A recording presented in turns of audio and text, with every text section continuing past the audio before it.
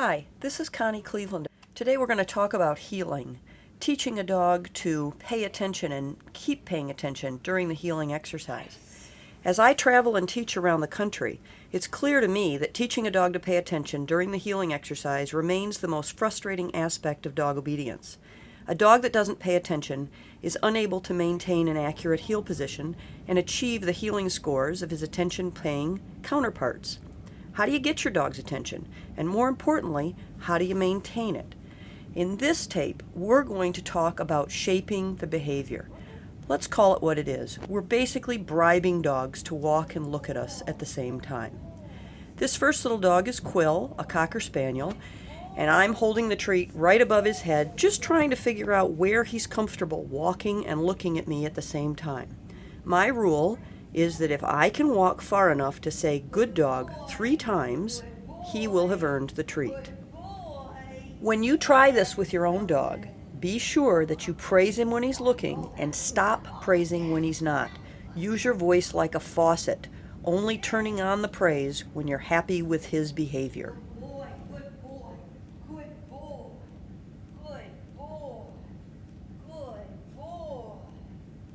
In this next section, Blue, the standard poodle, has had absolutely no experience with this exercise.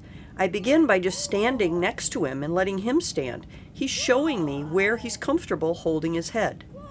Sometimes we know too much as obedience competitors. I know I want Blue to walk in heel position looking at me, but he doesn't have any information about walking with his head up at all.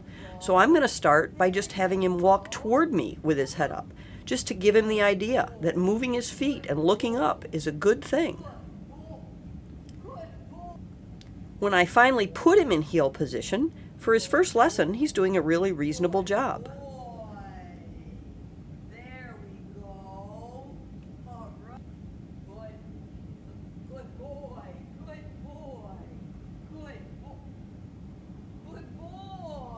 Sydney is also an absolute rank beginner.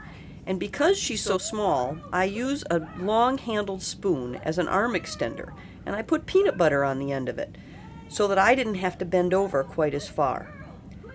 I then tried the same technique I'd used with Quill, just putting a treat in my hand. And again, it's a little awkward for the handler at first, but I actually thought I made more progress with Sydney with the treat in my hand than I did with the spoon.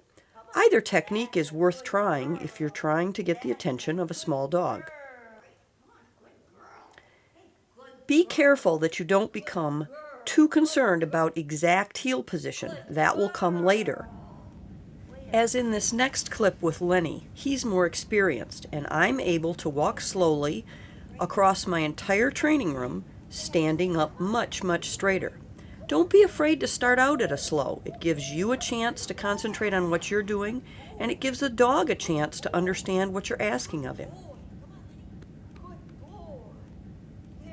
Finally, when you can perform like Bright in this last clip, more at a normal speed, and start to circle the room, you're going to be ready to go on to the next step, requiring your dog to pay attention.